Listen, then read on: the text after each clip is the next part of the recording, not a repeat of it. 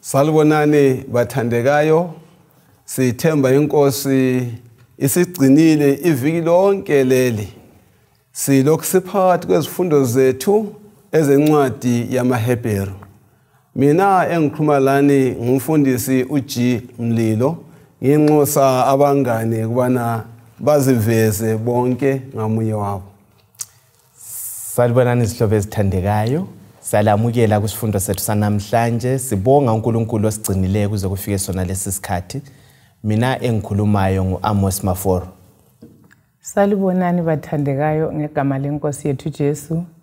Siyawubonga umusa kaNkulunkulu omutsha izikhathi zonke. Siyabonga ugcinelwa lona lolu suku ukuze sizwe ilizwi likaNkulunkulu eliphilisayo. Okhulumayo nguMrs Esimhlanga. Ngiyalibingelela abathandekayo ngegama lika Jesu Kristu ozawumasinyane. Siyabonga ukungena kusifundo 10 namhlanje. Ngilokukholwa ukuthi uThixo uza kusithungamela ukuthi sizwisise kasibe ndomthandazo. Baba wethu osezulwini siyabonga ithuba elihle osipha lona ukuthi singene esifundweni sixoxisana.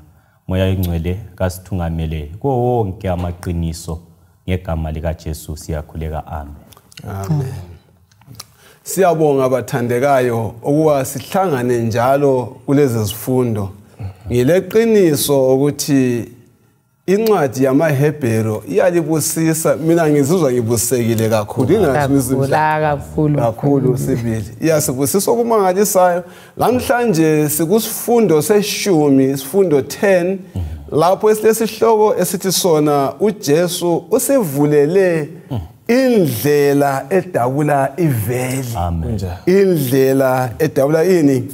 Iveli. Akusifundele indinyana yokufundwa ngekhanda. Indinyana yokufunda kwekhanda ngamaHebheru ngu9 ivesi ngelika 24 ithi ngoba uKristu kangenanga endaweni engcwele eyenziwa ngabantu eyayisifanekiso nje kuphela saleyo eqotho. Yena wangena ezulwini uqobo ukuba asimele phambi kukaNkulunkulu. Siyabonga ngale ivesi. Ake ngikhangele isihloko salamhlanje. uJesu usivulele iveli.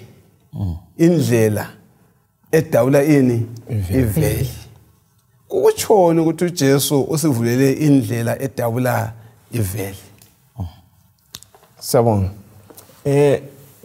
Endulo le okwakusenzakala kwaIsrayeli bekhonza uNkulunkulu ethabanikele kwakule veli. Kwakulamavele angaba mathathu ayekhona ethempelini. Ayevikela abantu ukubana bangaboni ubungcwele bukaNkulunkulu. Njengoba sikwazi balaleli uNkulunkulu ungcwele thina siyizona. Ungahlanganisa isoni loNkulunkulu ongcwele kuyacha kuyabhebha ngoba uNkulunkulu ungumlilo akungeke kuhlale ndawonye. Ekusithandeni kwakhe uNkulunkulu wasefaka yena wavuma ukubana kube leveli. Sizakuxoxa phakathi kwesifundo amaveli amanye afakwa uNkulunkulu amanye engabantu ukuze isoni singahlangani loNkulunkulu ngothando lwakhe ukuze asivikele enelise ukuhlala lathi senelise ukuhlala laye singachabalalanga. Siyabonga. Yes. Okunye kwakumele uyebona iveli nxa ufuna ukulibona ethempelini. Ukanti ke kade sulapho khona iveli livuliwe. Yes. Siyabonga uMaforo nxa ithinta ngeveli umbuzo wakho mfundisi isihloko sethu sithe uJesu uvula. Mina kuhle kungiphi ingqondo yokuthi kulolutho beluvaliwe. Maforo sethintile ukuthi bekusithiwe inkazimulo kaNkulunkulu ukuze abantu bangafi ebungcweleni bukaNkulunkulu. uNkulunkulu luthando khona uthintwa Mrs Mhlanga. Yes. Ekusithandeni kwakhe thina ithe sizona. Kodwa abe sesivikela ukuze ahlale elokhe elathi ngoba esithanda. Uthi ngakhelani ithabanekeli ukuze ngihlale phakathi na kwenu ngilithungamele. Yiluthando lukaNkulunkulu lakhathesi lokhe lathi. Kuyangithathekisa lokho ukuthi uNkulunkulu uyasithanda ufuna ukuhlala njani phakathi elathi kodwa ngasilanda sinje asikho thina hayi siyabonga kungenxa yani ukwenyuka kwaKristu esiya ezulwini kwaba yumkantsho yencwadi yamaHebheru kwakuPaulani saneza ukuthi nxa sifuna isifundo sonke sonesi nguJesu ikakhulu ethabeka nasezulwini kungenxa komkantsho nxa uJesu esifa iveyili yethempeli lalapha emhlabeni esiyithi earthly sanctuary iyadabuka iveyili eyayidivide specifically iholy place indawo engcwele lendawo engcwele iyadabuka umutsho wokudabuka okwakusithiwo yikudabuka kweveli leliyana okunye kwakhona yikuthi ithempeli lalapha emhlabeni selimile ukusebenza sokumele kusebenze ithempeli elisekhaya ezulwini kodwa ithempeli elisekhaya ezulwini ngeke liqhubeke ukusebenza kungela mpriest siyabonga so ukungena kukaJesu ku sanctuary kuthempeli elisezulwini kupha isiqalo lokugcotshwa kwakhe specifically ngeday yePentecost ukuthi kwakhona asebenze njengompriest onjani omkhulu akuphinde njalo iHebrews 9 verse ka24 Hebrews 9 verse ka24 ngoba uKristu kangenanga endaweni eyenziwa engcwele eyenziwa ngabantu eyayisifanekiso nje kuphela saleyo eqotho yena wangena ezulwini uqobo ukuba asimele phambi kukaNkulunkulu ngeyindlela uJesu uphambi kukaNkulunkulu ya kutshoni khonokho umele thina mfundisi sakhuluma lapha ezifundweni ezidlulileyo ukuthi umuntu ngenxa yokona kwakhe wehlukana loNkulunkulu kwaba lodonga phakathi komuntu loNkulunkulu so ukuvuka kukaJesu lokwenyukela kwakhe ezulwini lokuthatha indawo njengompriest omkhulu ame phambi kobuso bukaNkulunkulu obungcwele emele thina ukutshoni kuthi ukuthi ugcwalisa kumbe uyaphelelisa ukubuyiswa komuntu kuNkulunkulu lizananza ukuthi endulo le abantu babeqhakathekisa ukuthi bonke abantu besilisa bayevela phambi kaNkulunkulu kathathu ngomnyaka angithi kwakukhuthazwani maqondana lokuza phambi kwenkosi ngalezo zikhathi ezazimisiwe kwini kwakukhuthazwa kakhulu right imkhosi lesizuza kuLeviticus ngo23 abafuna ukubala kusiya phambili babebuya kathathu umkhosi wokuqala wawugoqela umkhosi wawuthiwa umkhosi we-unleavened bread wawugoqela iPassover ugoqela umkhosi wesinkwa esingela mvubelo ugoqela umkhosi wama-first fruits then bebuya futhi kwakuyabe ku-50 days after the first fruit kumbe ngithi on the 50th kwakusiba umkhosi wePentecost umkhosi lo futhi kwakuthiwa ngumkhosi wokuvuna the feast of harvest kumbe the feast of weeks ngoba kwakusiba lamaviki angu7 phakathi then okugcina feast of booths bethakazelela uThixo indlela abenzele ngayo bedlula enhlani ngenxa yokuthi kwakuyabe sokudlule iday of atonement bebonga ukuthi ukwahlulela kudluliwe sisindisiwe so bonke lapha bebuya lapha ngiza answer umbuzo wenu ka1 bebuya emkhosini lo kwakumele babuye ngokuzehlisa kuthi number 1 ngokuzithoba kuThixo with humility number 2 kongamelanga babuye bengaphathanga lutho. Bengaphathanga. Yes, specifically the Feast of Pentecost. Yes. So konke lokhuyana kuveza ukuthi umuntu nxa esesindisiwe uyatshengisa ukuthi sesindisiwe ngokuba lesandla eseluliwe. Lakhathesi njobe sethintile uncubela. Yeah. Nxa sisiza ukuzokhonza uNkulunkulu.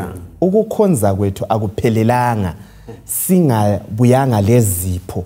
Singazanga khonza uNkulunkulu ngengcebo asinikeze yona la ngamathalenta asinikeze wona. Siyalikhuthaza balaleli yiloba kungapho khona yana phambi kwesihlalo sobukhosi ulalokho umlima kunikeze khona ngoba uNkulunkulu kaceli lutho angakunikezanga lona. Ukukhonza kwethu kuphelele nxa simkhonza siphelele silakho esibuye lakho yikho ukukhonza. Siyabonga maforo. Umaforo ungikhumbuze inye indaba yokuthi kuke kwathintwa lapho ukuthi imkhosi yona leyi bekuyimkhosi ebisiba lokuchithaka kwegazi thile. Umkhosi wephasika ungawunanzelela uthalenta uthintile laphana ukuthi kwakudinga isinkwe esingelamvubelo first fruits. Kuveza kuphelelisiwe ekufeni kukaJesu. Iphasika liphelelisiwe ekufeni kukaJesu.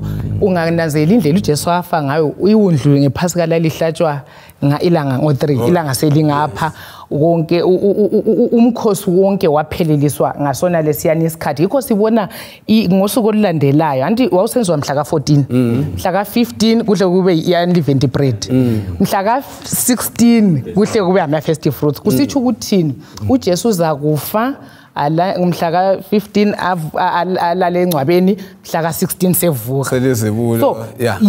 Izibulo kwabavule abe sesithi after 50 days yikho sibona khona ukuthi uJesu evukile wahlala i40 days lapha labafundi ebaqinisa ukuthi i10 days ezagcinwa abafundi bethandaza bevuma izono bekhalela umoya oyingcwele wayithenjisiwe.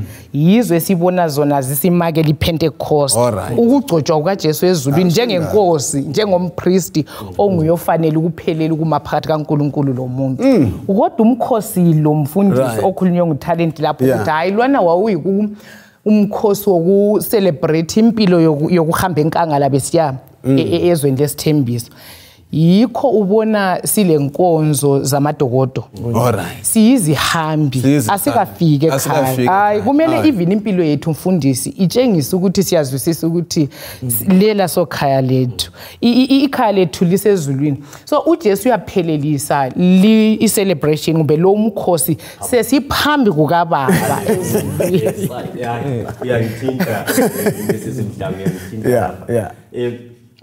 esikutsho lapha balaleli ukuthi konke okwakusenziwa ku-earthly sanctuary kuthempeli lalapha emhlabeni kwakumelwe kugcwaliswe nguJesu konke isikhathi lama-event akhona. So uJesu nxa esifa mhla ka14 ngo3 PM bengamqamuli amathambo ezinyawo njengalokho kwakusenziwa emvini yakhe eyayiPassover. Wayegcwalisa iphasika sithi nathi sengcwalisile zwanini buyani kimi linjalo lizoni ukuze mina ngililungise libe njengami. Ngaphambi kobuso kaBaba.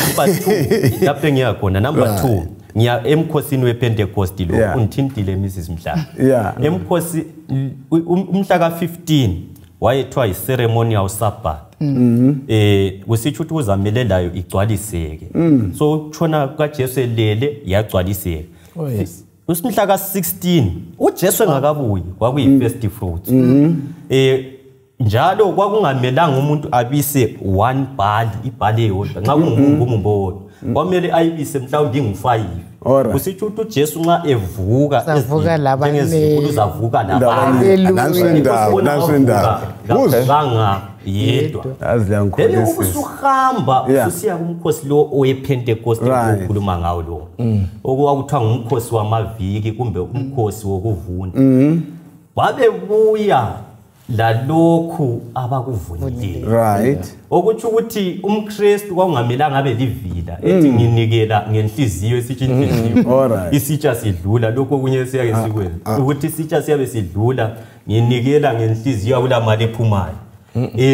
Kwakubuya abakuvunileyo. So ukuthi umuntu nxa enikela akanikeleli ukuthi uNkulunkulu ambusise kodwa unikela ngoba uNkulunkulu umbusisile. Alright. So uJesu esesekhaya ezulwini. Right. Abafundi ngosuku lwePentecost umoya oyingcwele wathelwa. Instead of them amaJuda presenting isivuno salokho abakulima ensimini kwaba le harvest yabantu abangu 3000. Alright. Okuthi ukuthi uhambeni kwethu kwesiKristu silandela isifundo la. Kulesikhathi umKristu athi nxa esebiziwe nguThixo kumele avune asebenzele umuntu avune. Yes. Akumela umuntu angabizwa ephonga uhlala engavanye. Oh yes. Akumela umuntu engabizwa aphonga kunjani azihlalele. Ufuna ukuthini bafora? Ayisikhonapha ukuthini uthintwa umfowethu lapho uthana. Yes. Indaba yokusebenzela uNkulunkulu ngifuna ukuemphasize indaba yokubuya phambi kwesihlalo sikaNkosi. Yeah.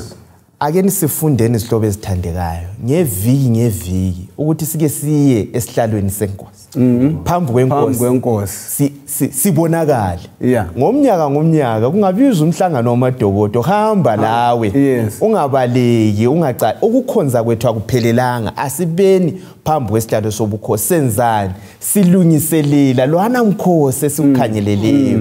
Isabatha siyaligcina khathesi siyenzelana ngoba sakuligcina ingunaphakade. Yonke le imkhosi isikhomba kuNkulunkulu kuJesu iyasikhumbuza ukuze kuhlale kufresh engqondweni zethu esakwenzelwa lesimele sikwenze.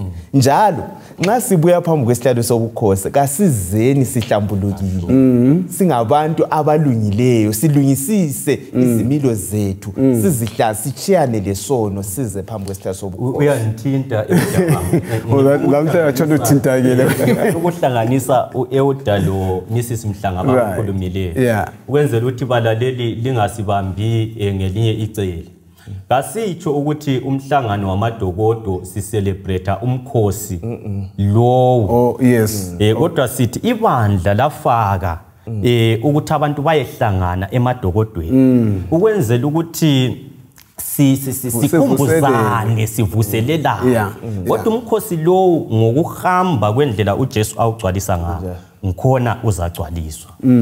Siyabonga kakhulu. Ngilethemba ukuthi uma umumomhlawo uzasihambela kuhle nayiwomele umhlangano wamadokodo yangonela njengalokho abayizobabuya bephethe ulutho sure emva komkhuhlane ongaka angikhothi lo muntu ozakuya umhlangano wamadokodo engaphathanga lutho.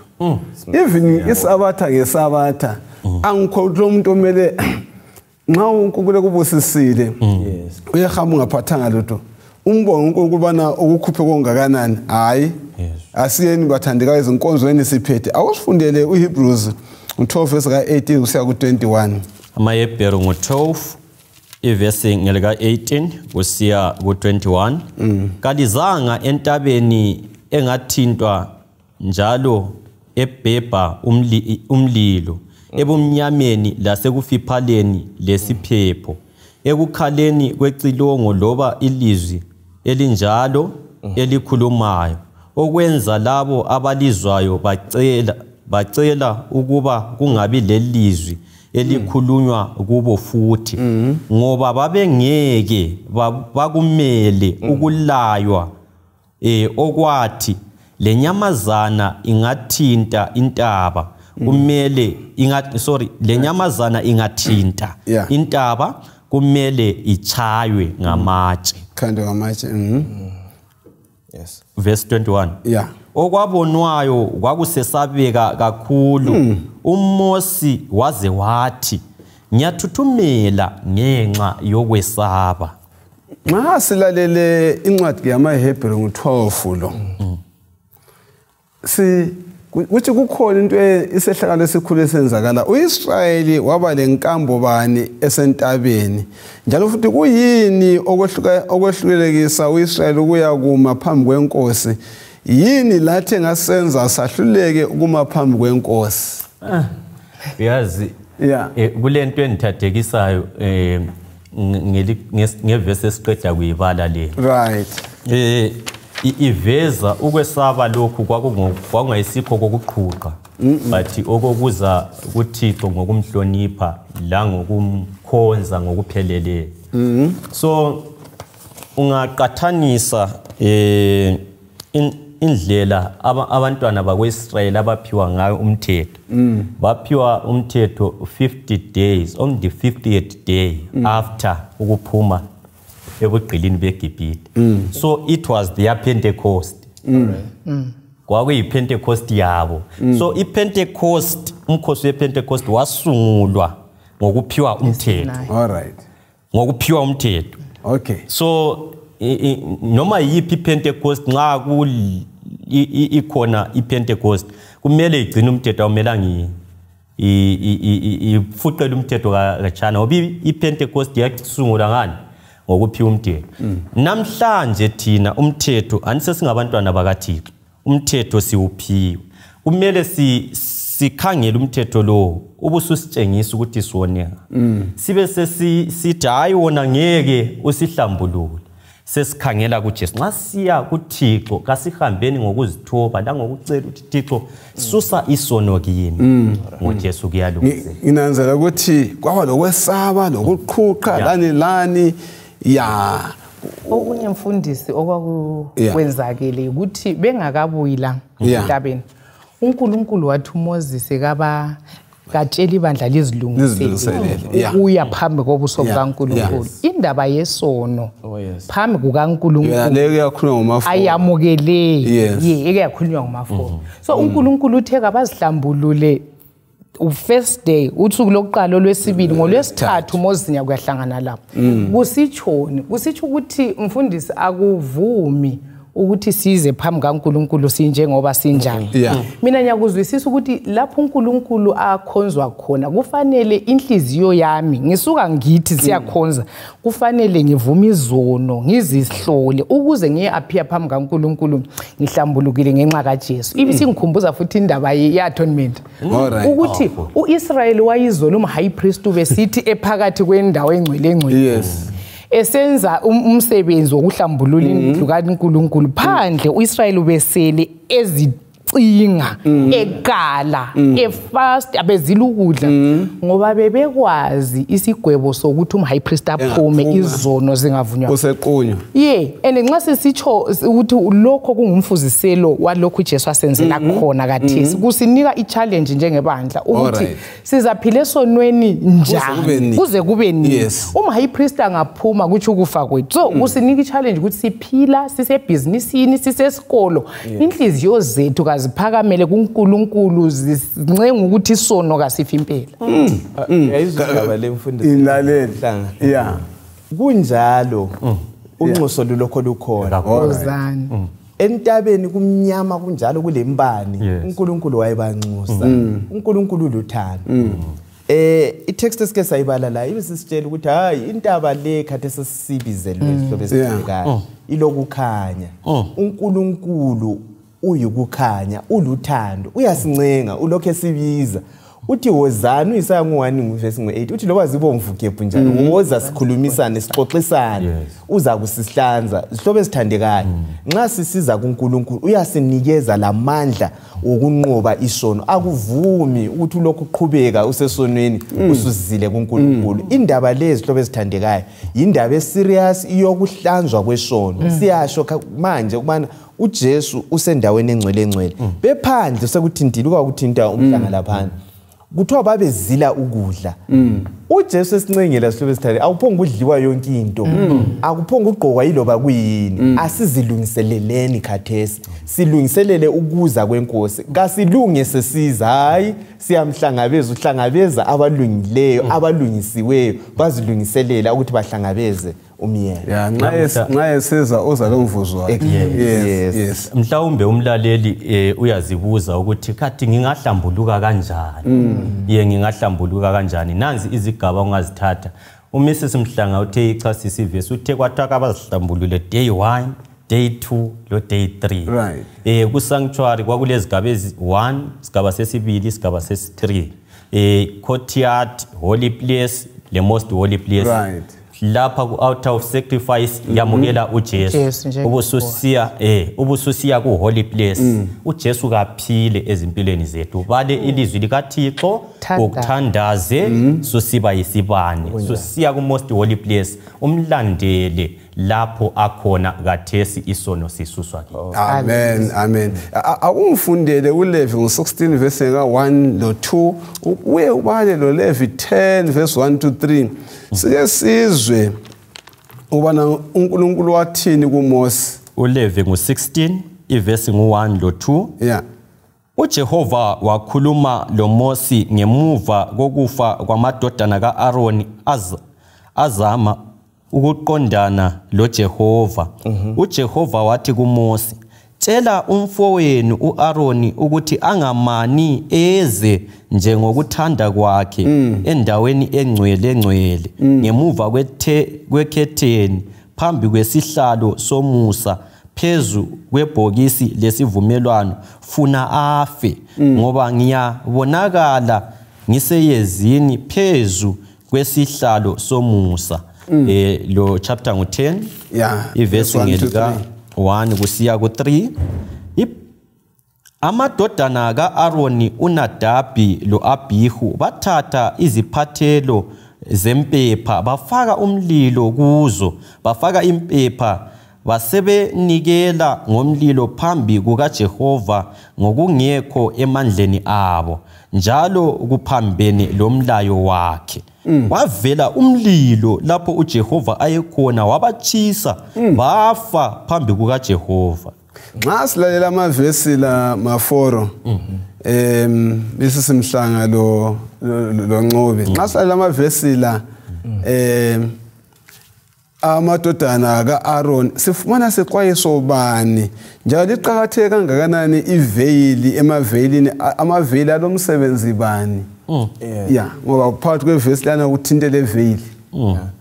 Iveyili umsebenzi wawo ngokuvikela isoni loNkulunkulu ongcwele. Ukuze kube leveyili uNkulunkulu ngendlela ayesithanda ngayo kuthiwa amadodana kaAaron abuya afuna ukungena phambi kwenkazimulo kaNkulunkulu bona bengcolile bame phambi kwesihlalo akuhlangani lokhu kokubili. Silobe sithandekayo ake nisikufundeni uNkulunkulu ungcwele thina siyizoni asizeni phambi kukaNkulunkulu sivumile iziphambeko ze. Kuthiwa uNkulunkulu ngothando lwakhe wasisithi hayi tshela umfowenu uAaron ukubana kafake iveyili phakathi kwami lapho ukuze nxa bebuya singabonani ngoba akula lo yedwa okwabona uNkulunkulu wenze njani bakithi waphila ngoba umlilo oqothulayo. So iveyili iyadingakala nganguthathe nje umze umakoti nxa egqoka iveyili khona kulobunye ubungcwele awuphonga ubona yiloba ngubani kuzafika isikhathi lapha zavulwa khona. Ngikhumbula lo Mose wathi sehlangene lo mthiwa ikhazimula behluleka lokuthi bambone lobuso wagcine sefake iveyili yayinceda bona yayingancedi Mose yayinceda bona ngoba babephandlwa inkazimulo kabantu kaMose. So iveyili umlimi uyilethile ukubana incede mina lawe uyabe khona elathi eseduzane lathi ehamba lathi esivikele uNkulunkulu ekhulumisana lathi elokhe lawula izenzakalo zabona lo. Yazi ufake igama likamakoti efake iveyili. Abantu abethumele bakuzwisise ukuthi ngiziphatha njani ngifaka iveyili. Kuchoni uba well akukho esifundo sithi kodwa ke kundithathekisi mina amandla right kulolu emfuna ke silucabange ukuthi uNkulunkulu ngobungcwele bakhe ngekhangela indaba kaNadabi loAbihu le ukuthi kwahle kwehla umlilo wabaqothula bafa ukuthi ngabe uNkulunkulu wehlile enguNkulunkulu ebukhazimuleni kwakhe ebungcweleni bakhe ngasi khona yini kungilethela umqondo wokuthi yikho kwaba okwenza uJesu abuye engumuntu. Uyayibonile ukuthi nxa uNkulunkulu efuna ukubuyisana lo muntu wembesa inkazimulo wembesa ubungcwele bakhe ngesimo somuntu ukuze ahle ngumuntu. So iveyili leli linguKristu siyamdinga uKristu ukuthi ame asithe inkazimulo kaNkulunkulu ukuze ingasiqothuli esonweni sethu abe sesinika ke umaforo ke wathinta ukuthi uliveil elivuliweyo abe sesiniki access ukuvunyelwa ukuza kuNkulunkulu ngoba yena ephelele uJesu. Hallelujah. So yeah, ngeveil kuba lesiqiniseko sokuthi ngiyafunakala. Ngiyafunakala ngoba uJesu wabuya ubuntu bakhe babukhave ubuNkulunkulu bakhe. Ngezindlela ihumanity yayiveil yokuthi thina singaboni direct idivinity. So uJesu esendaweni engcwele ngithinta into lezi ezimbili. uJesu esendaweni engcwele kathesi ungummeli wethu. Kusukela ngo1844 uJesu esendaweni engcwele uze ufike namuhla. uJesu ungummeli wethu. Mhlawumbe kulo muntu odiscouraged obona ingani yena ngeke enelise ukuhamba through Jesus Christ kodwa kuba lula ukuthi ahambe through umfundisi. Ngifuna ku-encourage ukuthi iveil uJesu ukhona endaweni engcwele and wangena endaweni engcwele kakulo ngavala. Approach the Father through uJesu Christ. Zwana ku Revelation 3 verse 8 uthe bheka ngifake phambi kwenu umnyango ovuliweyo. Right. Akula muntu angawuvala. Abe sesithi mina yimi indlela. So wonke umuntu kangene ngoKristu, kangene ebungcweleni bukaNkulunkulu ngoKristu. Yikho esithi kakhoza kuza kuBaba ngaphandle kwami. Nguye umnyango ovuliweyo ukuze abantu baze ngaye. So wonke umuntu ulamandla ukuthi azazozithandaze ngaleli bizo uNkulunkulu amamukele. Silemumeli oyedwa phakathi kaNkulunkulu lomuntu ende kuyindoda uJesu Kristu. Siyabonga. Uthe uyindlela encwadi kaJohane lapha. Akumfunele uHebrews 10 verse 19 kusiya ku22. uHebrews ngo10 iverse ngelika 19. Ngakho ke bazalwane njengoba silethemba lokungena endaweni engcwele kakhulu ngegazi lika Jesu ngendlela entsha ephilayo esivulelwe ekhethenini okuyikuthi umzimba wakhe. Right. Ngendlela entsha enjani ephilayo. Yeah, ngale kweveil. Yiphi leyo ndlela uhlowa kutsho lapha nekho sindle ngathi agijima asipayeleni. Yiphi leyo ndlela nxa kule ndlela entsha kuthi ukuthi ikhona indala. Yiphi le ndala nxa kulephilayo ukuthi ukuthi ikhona engaphileke lapho kuphila. Yiphi leyo ndlela ake sincedisane la. Umuntu lapho ukhuluma eqathanisa isivumelwano sayizolo. Besikhuluma even esifundweni esidlulileyo ukuthi isivumelwano sayizolo bese yeme enyamazaneni ukulethwa kwemhlatshelo lokuhlatshwa kwemhlatshelo. Kodwa lindlela entsha ibuya isizo yikho amaHebheru 8 lo verse lo chapter 9 beveza ukuthi lonke lokhano esithi kudala futhi kudlule bekungumfuziselo bekuyisithunzi salokho. So uJesu nguyozayo ngendlela entsha ephilayo esicwalisa lokho okade kukhonjwa okade Sabbath asothunzi yalokho hayi lapho kuyavela sobala ukuthi thunzi. I put this enye indaba lapha. Yakwazi ukuthi ngifuna ukuthi sike sihlolisise ukuqhakatheka kweveil. Lendlela elivulwa ngayo. Ngendlela elivulwa uJesu wathi actually umpriest wayengavuli iveil le courtyard. Ebese dlula sesiyavula leliyana engakavali nga. uJesu wathi ebuya la wavula wabuye emhlabeni. Wathi ngena ku holy place kazange ahlavule iveil yendawo engcwele engakavali iveil yendawo engcwele. Alright. Uthe edlula esiya ku most holy place wavala iveil yendawo engcwele wavula enjani engcwele. Kusisa ngapi ukuthi uJesu nxa singamlandela konke lapha yakhona asisoze simgijimele phambili anti yena sikhuluma ukuthi yena nguye iveil la. Siyamdinga yena oyiveil. Kasisoze simgijimele phambili. Siyevula okunjani okuvaliweyo. Ngathi yezwa abantu abaningi besithi umuntu engafa uhlaya ezulwini.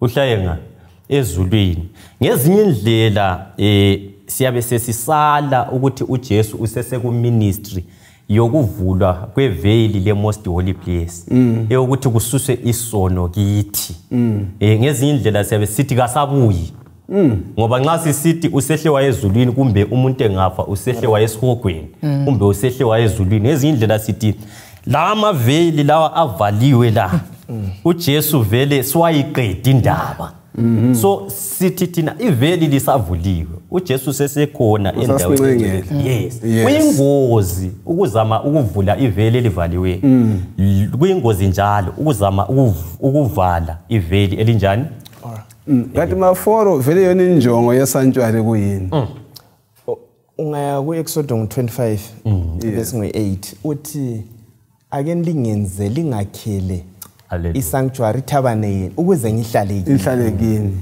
uNkulunkulu akufunayo ubalo ihubo lika 77:13 ukuthi indlela zakho ziya ku sanctuary kuphela uNkulunkulu simfumana ku sanctuary isanctuary indawo yokuphephela isanctuary indawo yokubuyisana kwami lo Nkulunkulu iyadingakala ipheleliswa futhi ngokuba khona kompristi omkhulu ngilethe lokhu futhi mfundisi sike sakuthinta sidlula lapha indaba yeveli anibase behlamukele uNkulunkulu benzithole wase kubuya isizwe sika Levi asisenzanga ayithole so kube njalo uNkulunkulu wasethatha uLevi wathi laba bazaba liveli bahlale bagombolozele lapha engifuna ukuemphasize ungaphongungena uLevi wayemele engu mediator phakathi kwaNkulunkulu lobani loIsrael sihlobo ezithandekayo leyana nkonzo uJesu wasebuya wayigcwalisa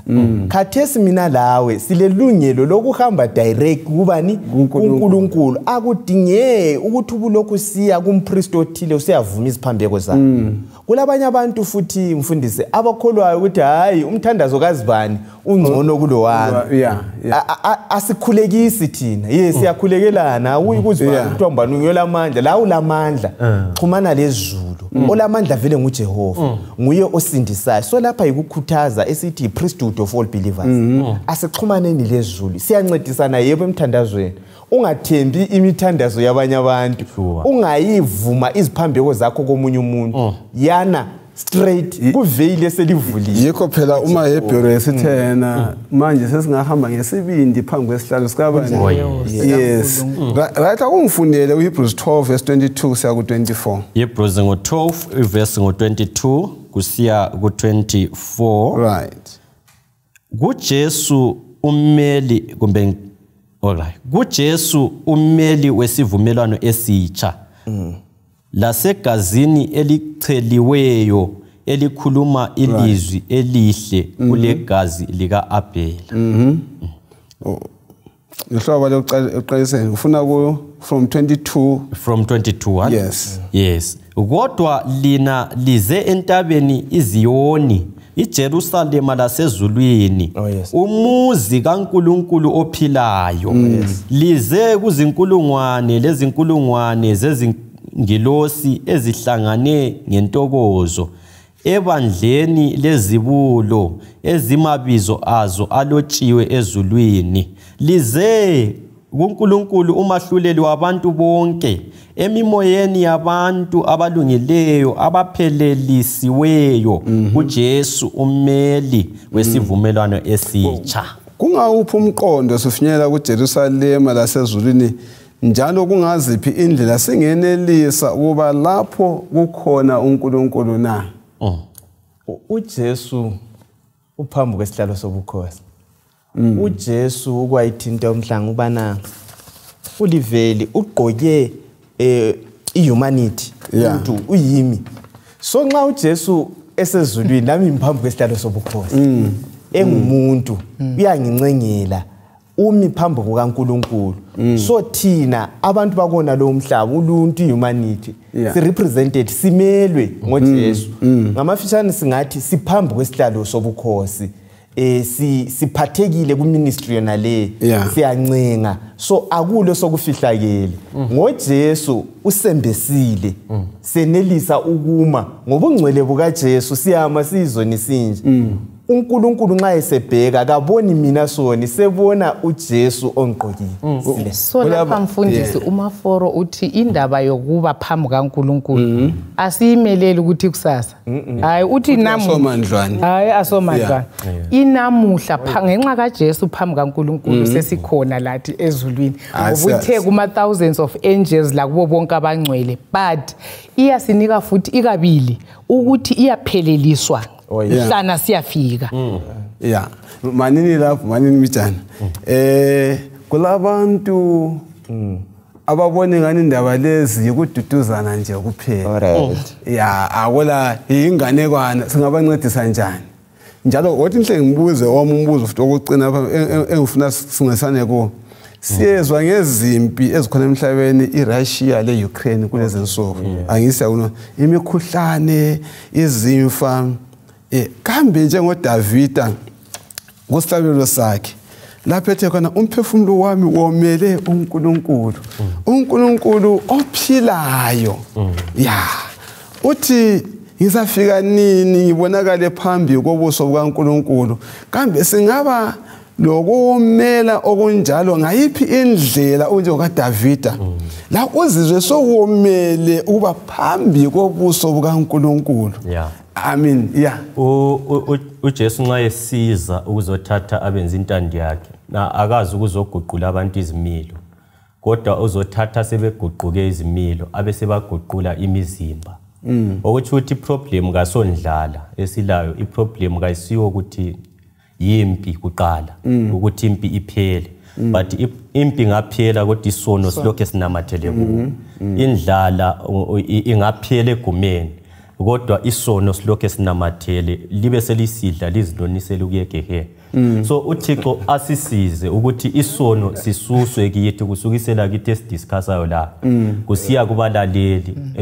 Ngiyathinteka kakhulu nxa ngikhuluma lokho ngoba kulesikhathi lapho zizwa khona ingani kawenelisa uSathane kunyathezela. uJesu uthi kuyalungiseka mntana. Mana ngiqalele la ngicela Mrs. Mhlanga uhlutshwa amagama akho aqhakathekileyo asenhlizweni yakho ubana asincedise njengathi labalaleli ngamafitshane kusuka lapha uzalandela then siyagcina ngomaforo esesikhulekela. Siyabonga mfundisi, mina mfisa ukuba sikubambe nje abalaleli ukuthi silomthwalo sonke siyagula. Singaze sibe le mali enganani kube le mfundo enganani ukuhlaliseka kakukho ngaphandle kokuthi isono sisuswe. And uJesu umile phambi kukaNkulunkulu ukuthi asihlambulule thina kasizeni ngesibindi ngoba uJesu uthethe indawo yethu wasifela and ujonga ukusihlambulula abuyisele ubukhona bethu kuNkulunkulu. Thixo sisize njengabantu abakho siyehluleka sesizwile ukuthi kulommeli uJesu siyazinikela. Sihlobo ezithandekayo isifundo sanamhlanje akasimadlwana lokho yikho kwenzakalayo ephuma endaweni engcwele ubuya elomvuzo wakhe akuzonikeza lo la lo ngandlela leyo ayenze ngayo.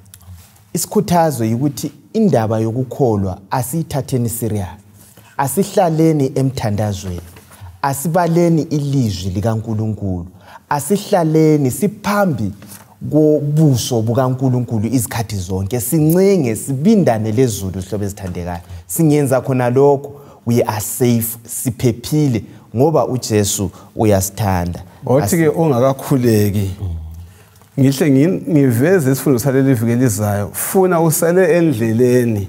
Uviki elizayo sikhangela uJesu umqalisi lomphelelisi ukukhula kwethu singesabi. uJesu asisekela. Ngiyabuyisela kumafolo sasikhulekela. Asibende umthandazo.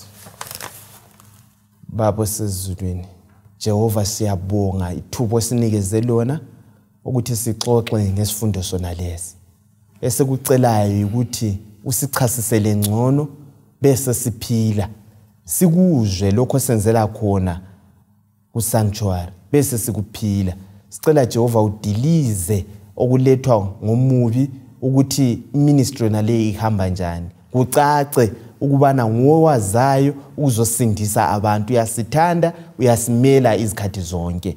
Oba lathi emhlabeni wonke jikelele ngumthandazo wethu okukholwa egameni lika Jesu Kristu. Amen. Amen. Amen.